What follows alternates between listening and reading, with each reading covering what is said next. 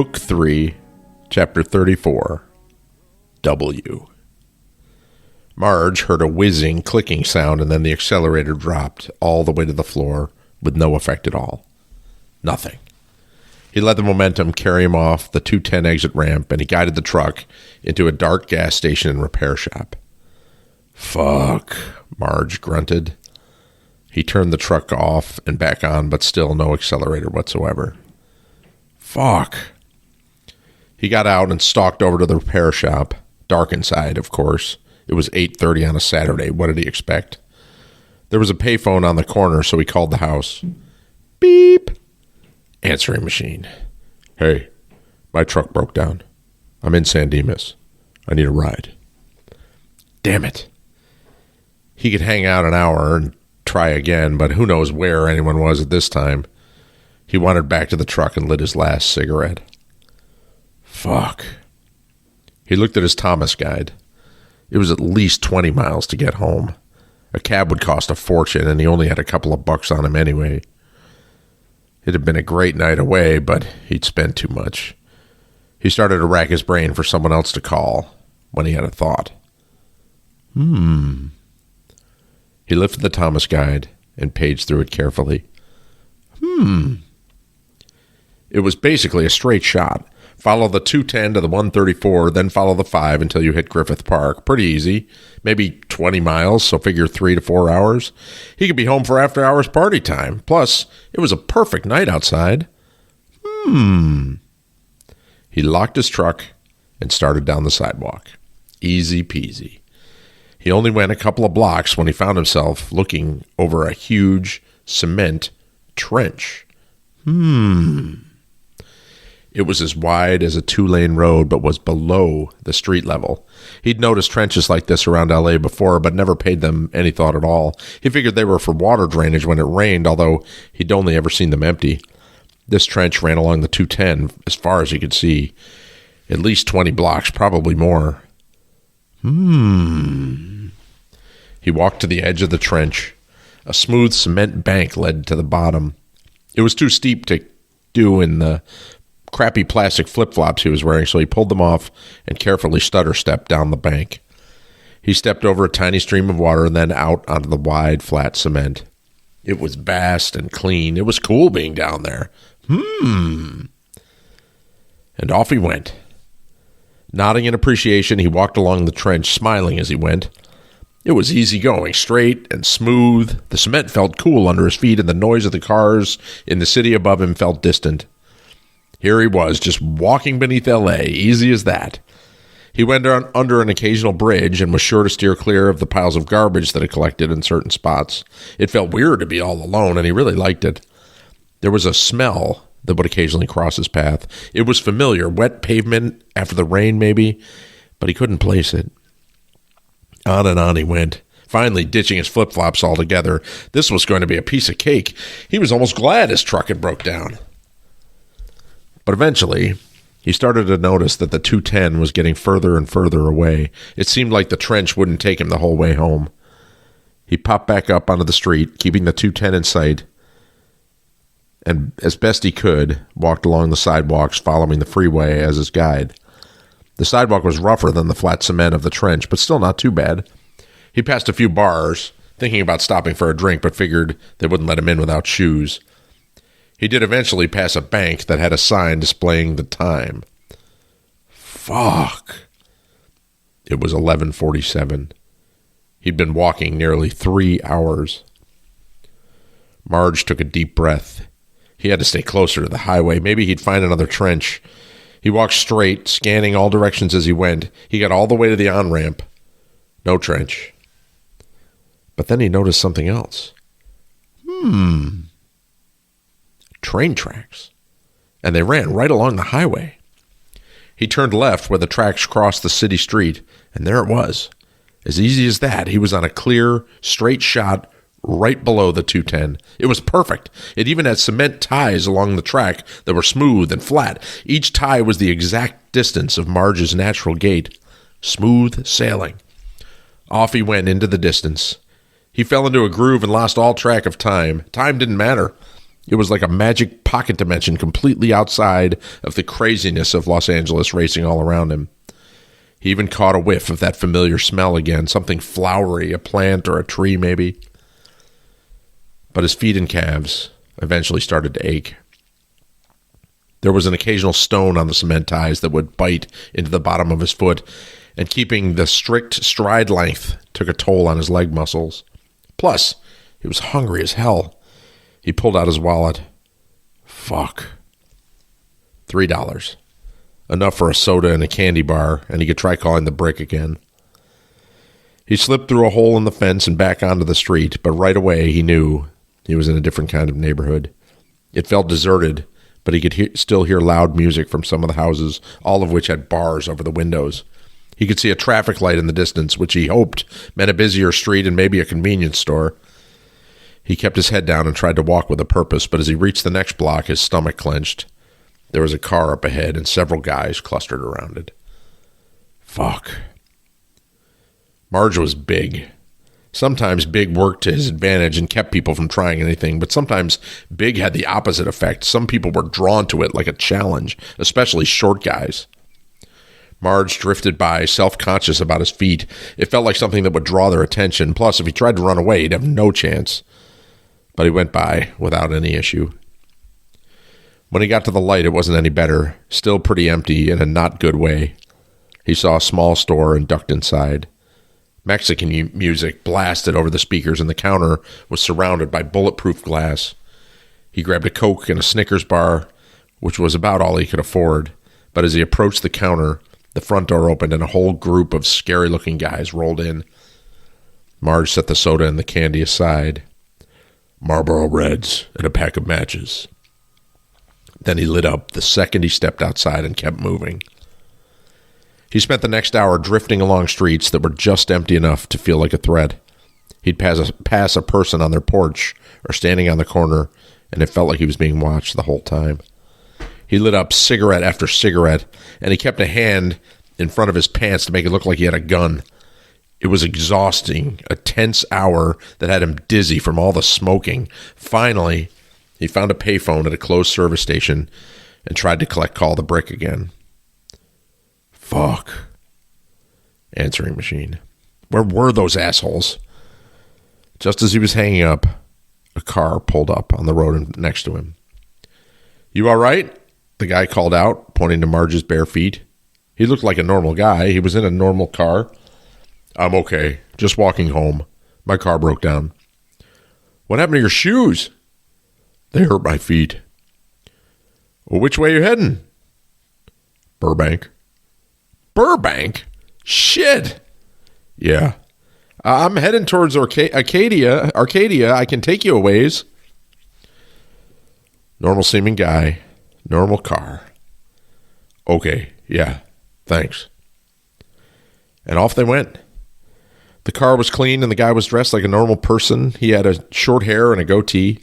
He and Marge went along easily, making small talk. The guy seemed cool.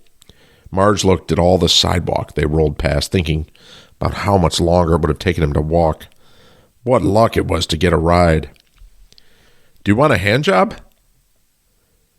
It felt like cold water had splashed over Marge.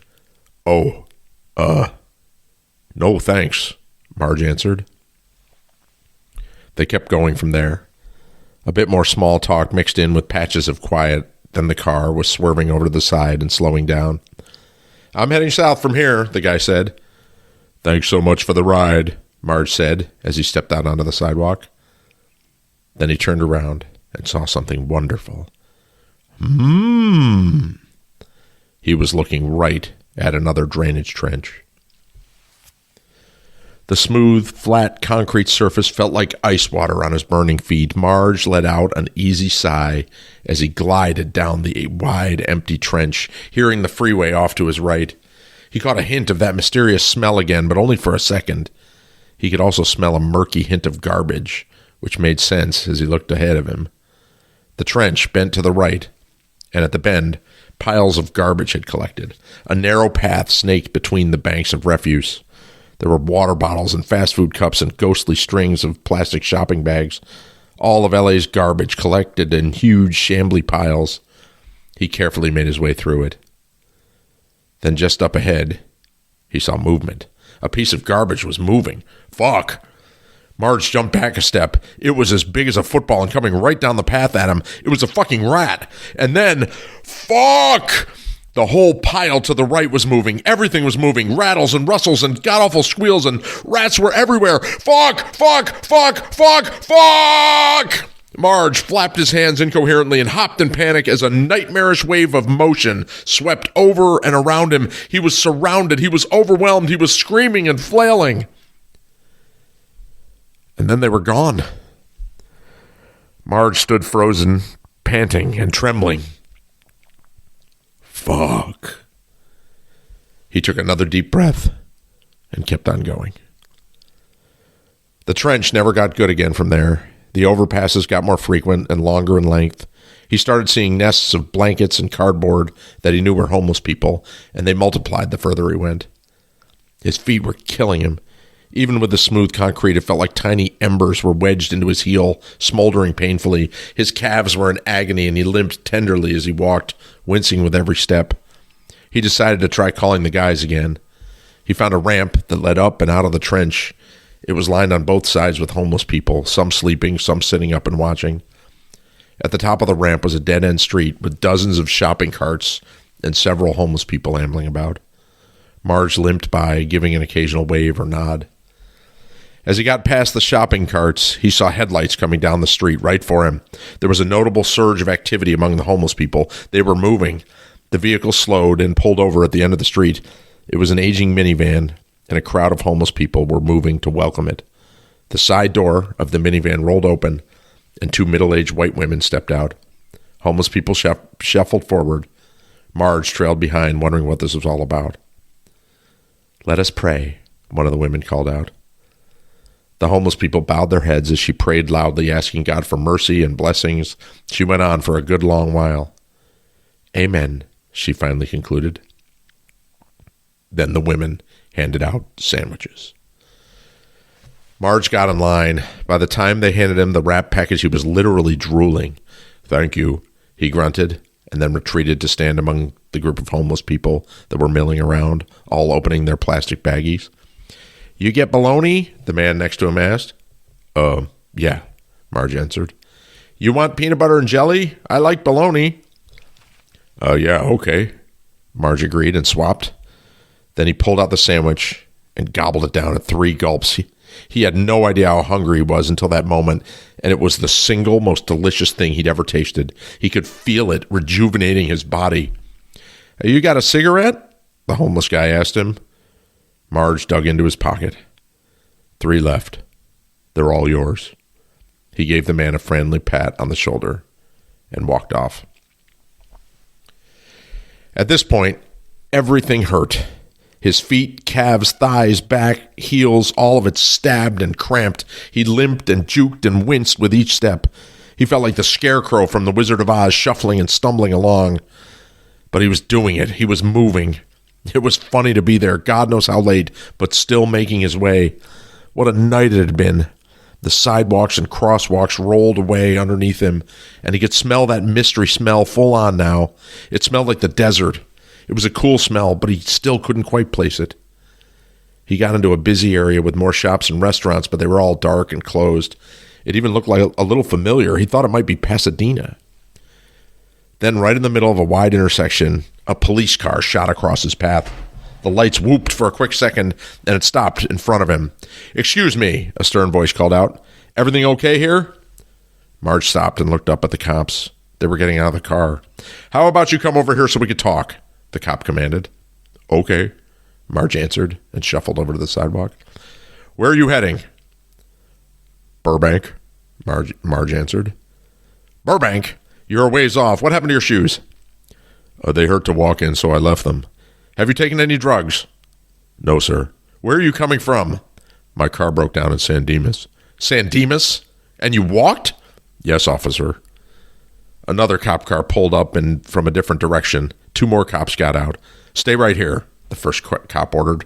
Then the 4 cops walked off to the side, all talking and occasionally pointing back over to Marge. Marge was happy for the break. He stood, patiently waiting, What a night. Fuck, he gasped. It clicked. The smell. He knew the smell. He knew it exactly.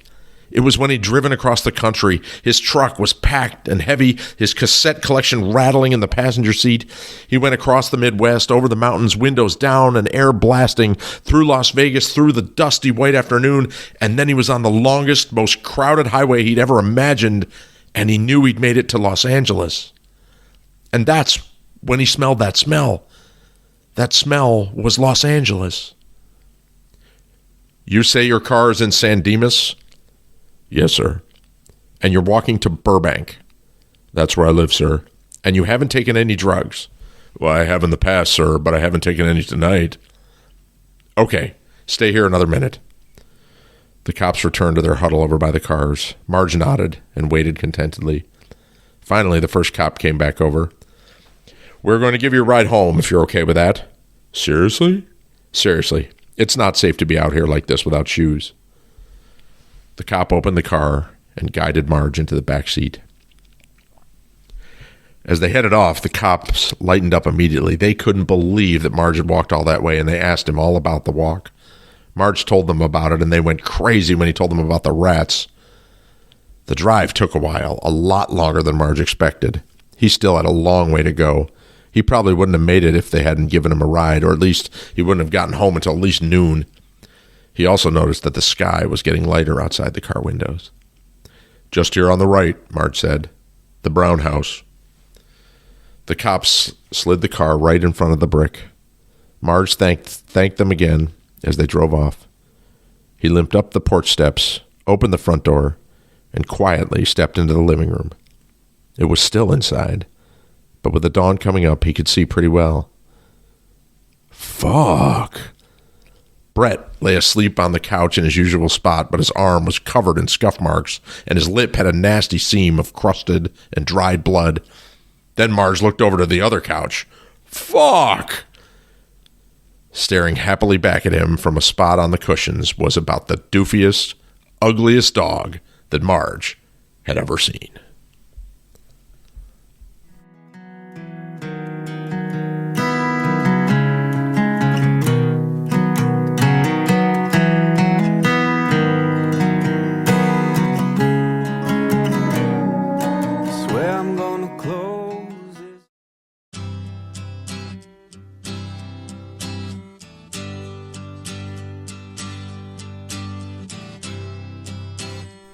Chapter 35, Superhero Party, Part 1. Superhero Party at the Brick! Overnight, the word spread all over Los Angeles and beyond. Instantly, it became part of the collective consciousness. The guys got an artist friend to draw flyers, and Charles ran off a bunch of copies at work, but the flyers barely mattered. Everyone knew.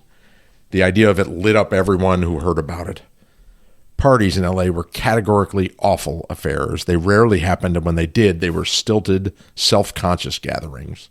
Almost everyone hungered for a real party, one where they could cut loose, one where they could connect and laugh and be themselves. And the idea of a superhero party, one hosted at the Brick, good Lord, did that resonate.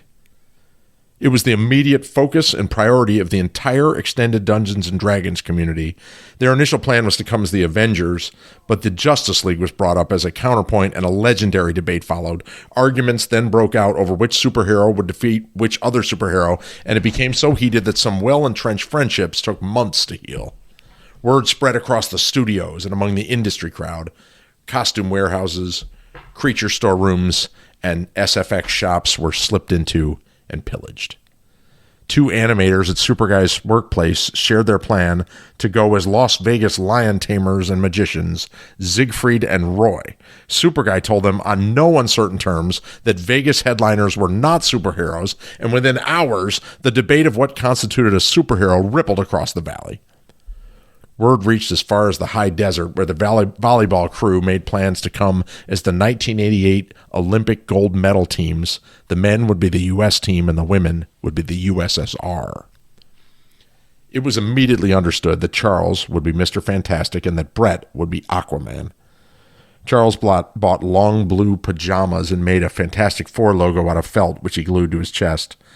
Brett bought tight green leggings and a long-sleeved orange top. He bleached his already blonde hair and then bleached it again the next day. Superguy vacillated between a few ideas, but eventually landed on Supergirl. He bought a white t-shirt with the S logo on it, a cheap bra to stuff, and a blonde wig. He found a red skirt and red rain boots at the Goodwill. Then he made 2 capes, one for himself and one for the dog, who would go as Superdog. Marge decided he wanted to be Thor, so as a group, they went to the comic book shop and found several images for reference. They determined Marge needed to buy a black bodysuit, and where the hell am I going to get a black bodysuit? And next thing they knew, they were at the Burbank Galleria, headed into Fredericks of Hollywood. Under direction from the group, Marge took an extra-large woman's black leotard into the changing room. "No way," came his voice from the dressing room. "Get out here," they demanded, but Marge flat out refused. "No one is ever seeing me in this thing." But he bought it anyways. It was the perfect foundation for the rest of his costume, including a huge hammer he made with a pipe and a giant styrofoam block. The Friday of the party came and not one of them went into work. They had a seemingly endless to-do list. They spent the day cleaning the house, clearing out furniture, making supply runs, and putting the final touches on their costumes. They had reserved 3 kegs and picked them up at 4 p.m. They tapped the first one to get the foam out, and the 4 of them toasted their first beer just a little early. Who arrives on time to a party? Maybe it's the people who need to. There was Sad Girl, who was wearing a Wonder Woman shirt. Dramatic Paul and a few waiter musicians who were super stoned and super stoked to be there. A couple random industry people wearing random half-assed costumes. A few Quest Club guys who showed up wearing no costumes at all. Marcus, the unfunny comedian. "Great party," Marcus said sarcastically, hoping to break the tension, but it only added to it. They stood in small, awkward groups and eventually turned the music down because it made the place feel even more empty. What had promised to be a rager was quickly deflating. A sense of embarrassment settled over the house. So many people had said they were coming. Brett started calling people and laying into them, leaving angry messages demanding to know where they were. Marge changed his approach at the keg. Every time he was empty, he would fill his cup, pound it, and then fill it again. He didn't want beer to go to waste. A whole different vibe settled over them. One by one, they came to terms that this wasn't going to be the wild party they'd imagined, but a quiet night, and that actually sounded okay. It was Brett who took the longest to accept that. He stomped around the party, talking too loudly, and occasionally yelling out random people's names who had assured him they were coming and had let him down. He stalked through the living room, out to the back porch, and eventually made his way to the kitchen, where he found Supergirl, Superguy, Sad Girl, and Marcus, the unfunny comedian, all sitting on the floor. Brett stopped instinctually. It was obvious that the 3 of them were in the middle of a heavy conversation. He started to back away and leave them to it, but Superguy patted the floor next to him, and without a word, Brett joined the circle. There are conversations that can't be planned for. They come once, maybe twice a year. They come on suddenly and take on a magic aura that separates them from the rest of space and time. They had all expected a party. They had expected a blowout of epic proportions, but instead, they got a conversation. Sad Girl had the dog's head in her lap, and she was speaking. She was telling her story, and as she spoke, people drifted in and joined the circle until everyone was on the floor of the kitchen together. Her story was long and gripping and had hurt her badly.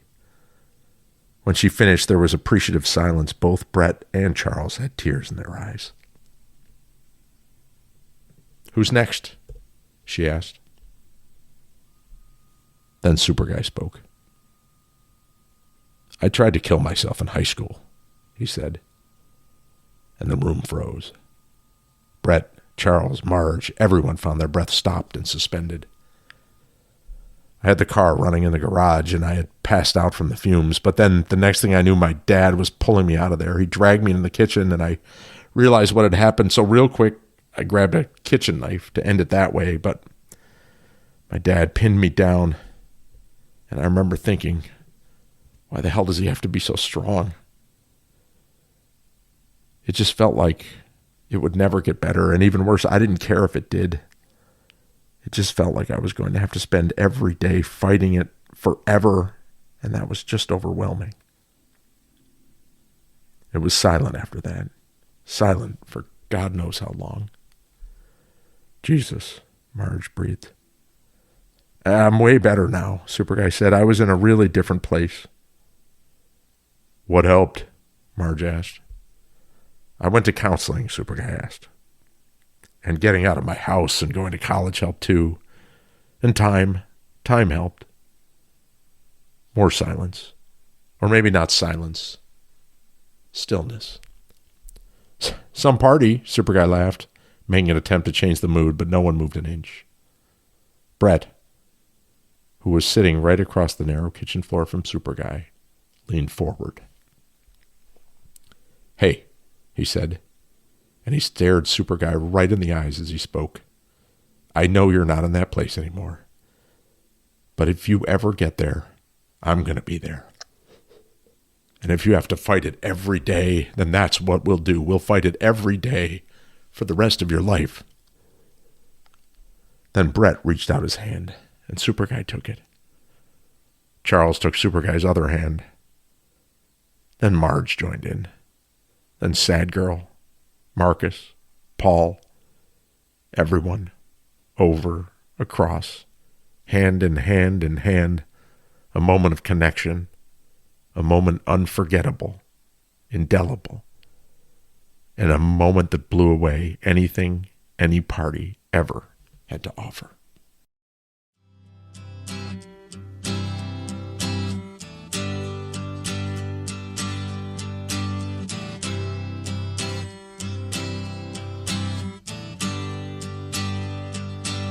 Time takes a cigarette, puts it in your mouth.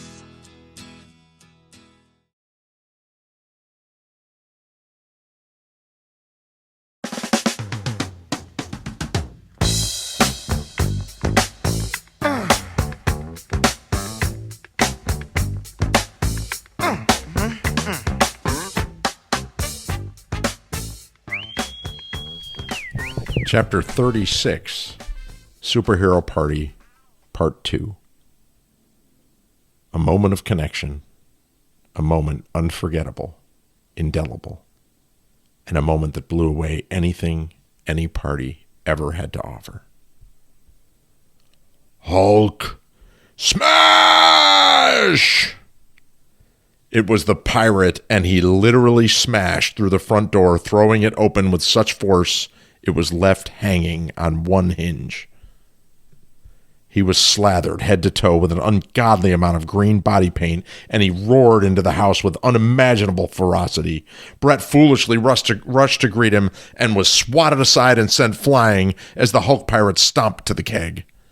In his wake was a huge contingent of the Quest Club, who spread out and peppered everyone in the house with repulsor beams, batarangs, and biobolts. Instantly, everyone was on their feet and racing around the house to take cover and retaliate. Then, just as things started to settle, a hissing smoke bomb sailed into the living room, spewing noxious purple fog and filling most of the house. Everyone coughed and flapped the smoke away when a terrible Austrian accent rang out. "Why are we surrounded by animals?" An even worse accent responded, "We must have animal magnetism." In silver jumpsuits, moon boots, and awful wigs stood Siegfried and Roy, the Las Vegas magicians. "Not superheroes!" yelled Superguy. A gang of Marge's friends shuffled in, none of them in costume, and as a group, they headed straight for the keg. Joe Lame and his housemates arrived dressed as the Scooby-Doo gang, complete with dog treats to lure the dog to join them as Scooby-Doo. "Not superheroes!" Superguy yelled all the louder. Matt Scalp arrived in a Spam t-shirt and carrying a spatula. Superguy hugged him warmly, and then the two spent the next 40 minutes adamantly debating whether or not Spam Man was a superhero. A whole crew of industry people arrived dressed in fantastic costumes. Ripley and the Alien, the Predator, 2 Terminators in elaborate face makeup, Forrest Gump complete with a box of chocolates, Bruce Lee, the hitmen from Pulp Fiction. The Chinese animators came dressed as Guns N' Roses. Ken Slesher arrived in a movie-level quality RoboCop costume, complete with working lights in the helmet and visor. Swords, prosthetics, laser rifles, battle scars, lightsabers, helmets, jetpacks. The whole array of it was mind-boggling. LA was self-conscious and image-conscious and judgmental, but above all, it was creative like nowhere else on Earth.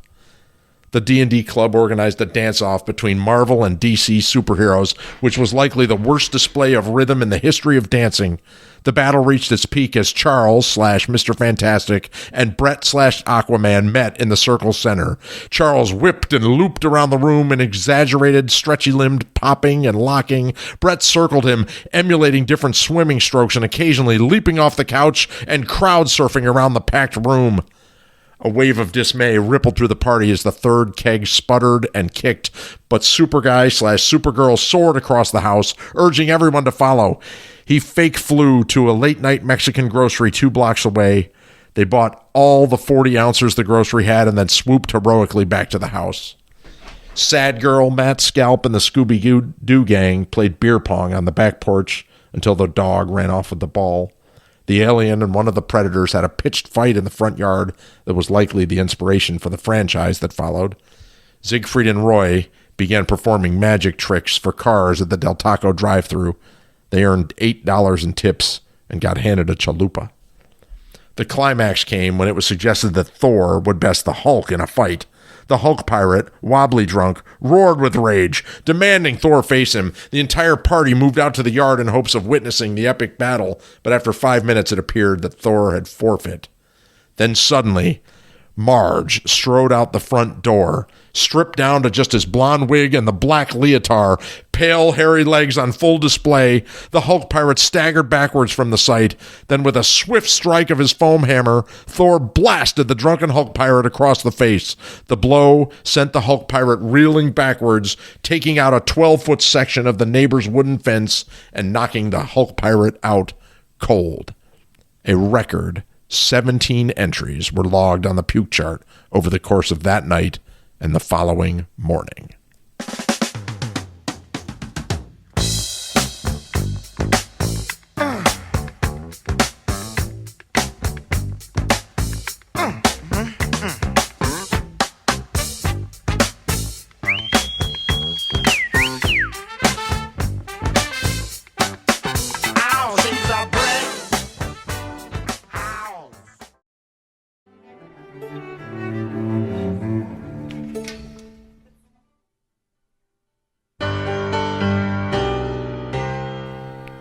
Chapter 37, KLAU.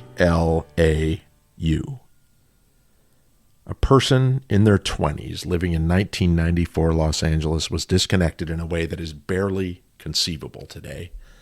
There were no mobile devices, no iPhone, no Android. And worse, this was Los Angeles. It was the car culture. All that time spent on the road each day without Spotify or iTunes, no podcasts, no Pandora. But you were not completely lost. In fact, hope was there, and all that was required was the turn of a single knob. There was radio. It was K-Rock with its snarky DJs, with grunge and 90s rock, raw and real, Jed the Fish, Rodney the Rock, Kevin and Bean in the morning.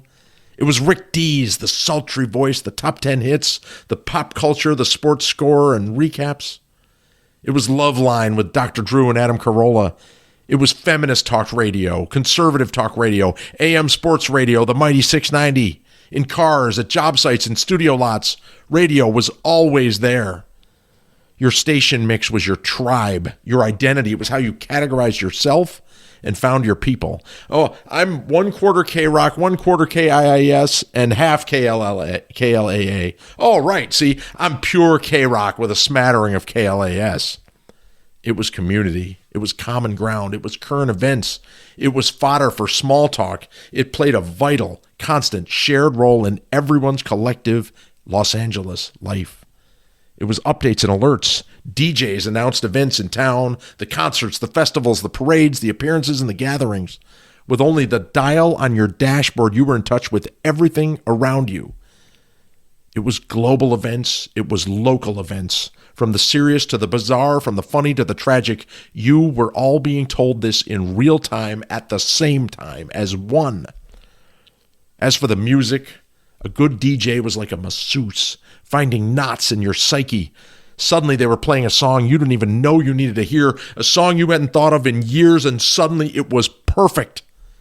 And a live in-studio performance, that was you and the band there together in the intimacy of that studio. That performance was yours. You were part of it. You were there together, a once-in-a-lifetime moment. Every contest, every interview, every commercial, it was more than radio. It was a shared event. It was common conversation for the workday or the evening out. Yes, you were alone. Yes, you were one of 500,000 drone-like cars crawling like a sea of ants. But at the same time, it wasn't just you in that car. From Long Beach to Ventura, Cagle Canyon to Irvine, Olive to Sepulveda to Mulholland, the beach to the barrio to the foothills to the freeways, and just by flipping a small dial, you were part of it. There, in Los Angeles, at that exact place, that exact moment, there was nowhere in the universe you would rather be.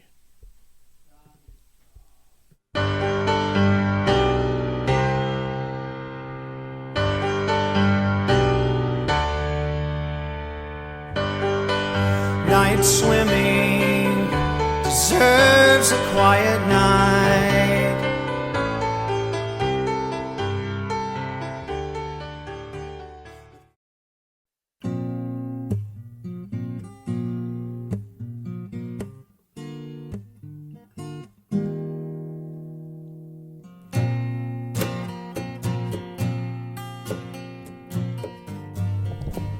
Chapter 38, Wild Billy's Bucking Bronco. Charles got the invite through a guy at work to go to Buffalo Bill's Resort and Casino in Primm, Nevada for New Year's Eve. It was a casino right across the Nevada border. Charles's friend had gone last year and said it was a great party with lots of girls. Better still, Charles's friend had a free suite. He'd had to change plans at the last minute, so the suite was theirs if they wanted it. So Charles, Brett, Superguy, and Marge made the drive to the vast casino alone in the flat desert. There was even a roller coaster off to the side of the casino building. Joyfully, they checked into their free suite, dumped their stuff, and then hit the buffet for dinner. The party started at 9, so at 8 o'clock, they all showered and put on their sports coats and neckties. Then with iron shirts and neatly combed hair, they rode the elevator down to the main floor, strode through the ringing casino, and entered the ballroom. The party did not disappoint. Bottomless drinks were part of the ticket cost, and there was a huge array of fun drink stations. The DJ had great dance music going, and there were tons of girls in party dresses and shimmering gowns. The four of them wandered over to a margarita station and stood a while, surveying the party and sipping their drinks, but soon they drifted apart and started enjoying the party. Marge found a seat at a bar at the far side of the ballroom, and he got into a conversation with the folks sitting there. Charles asked a girl to dance, got a yes, and from there went on a string of 8 girls in a row. Superguy and Brett danced some, but then got the idea to try and hit every drink station. They went from margaritas to martinis to whiskey sours to Long Island iced teas. "Everything is pretty weak," Superguy observed, yelling in Brett's ear, "which I'm actually grateful for." "If we want something that isn't watered down, we should do shots," Brett yelled back. "There's a Jägermeister station over there. You kneel in front of that big block of ice and they pour it right down through so it comes out cold." "Well, we could do that," Superguy nodded. They drifted toward the giant ice block, but they both slowed as they approached.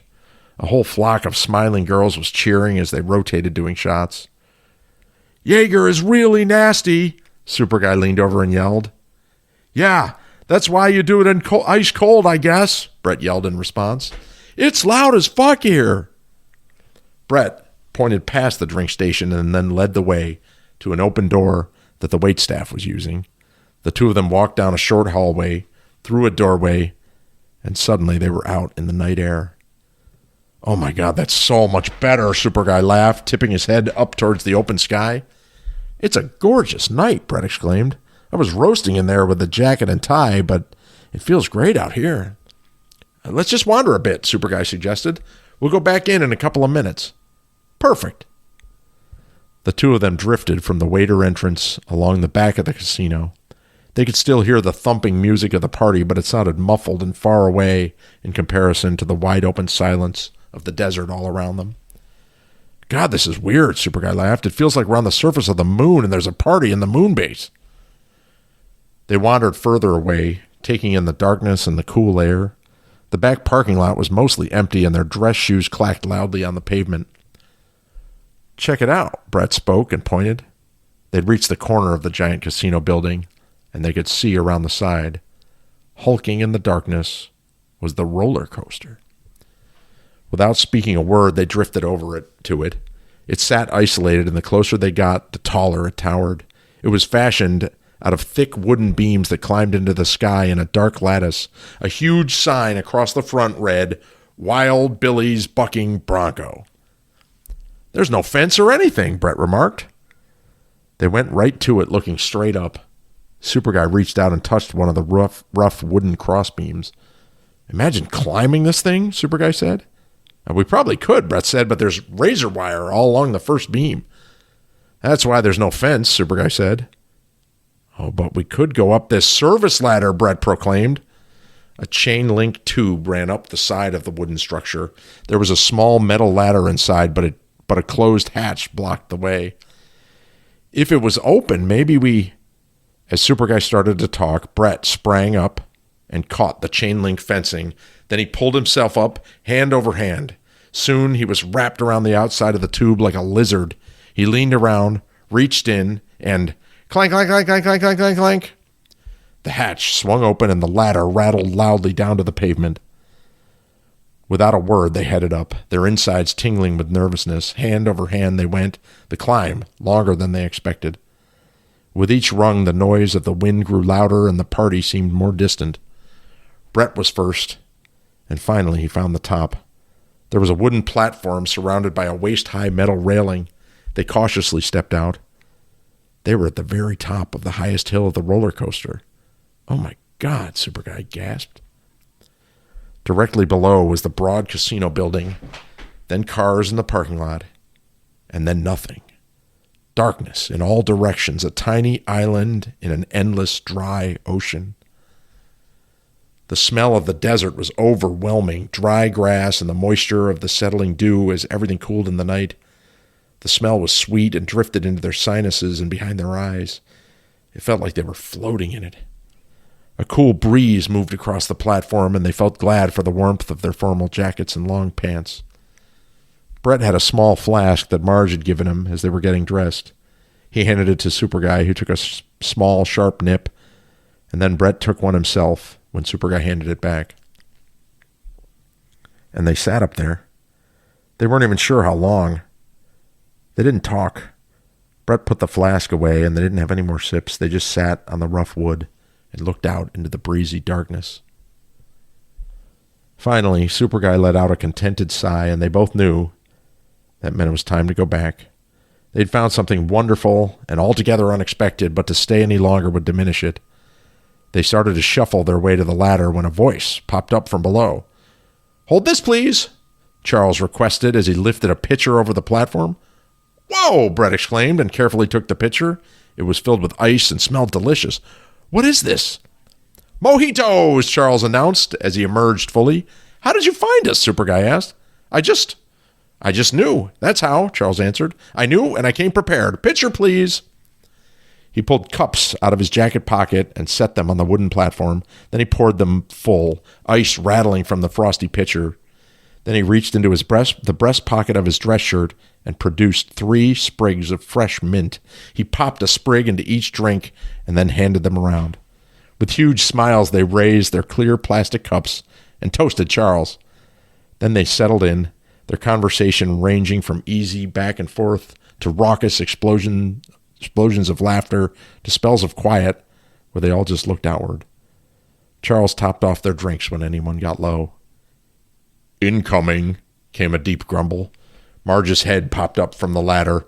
As he got up onto the platform, he held out a large metal bucket rattling with ice water and the clink of glass bottles. "Mini beer buckets," Marge informed them. "There were 6 to a bucket, but I combined a few." They all cheered aloud and handed around the ice-cold bottles. Just then, they heard a burst of muffled noise from the casino far below. "Fuck! That's got to be midnight," Brett spoke. "We missed out on Happy New Year kisses."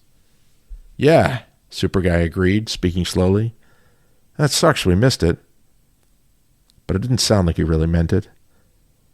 They all sat there looking down at the casino and hearing the celebration below. "Actually, I've been thinking," Super Guy finally spoke. "We have a much bigger problem than missing out on kisses." "What's that?" Brett asked. "Charles's beer is empty," Super Guy called out in alarm. "It is! Oh my gosh," Charles crowed. "So is yours. Marge, help us." "On it," Marge grumbled as he popped open 4 fresh beers and handed them around. They sipped their beers in a shared silence. "Happy New Year, boys," Brett said quietly, and then held out his bottle towards the rest of them. "Happy New Year," they all answered, their subdued voices mingling together in the darkness. Another bout of quiet settled on the group. One last beer before they moved on.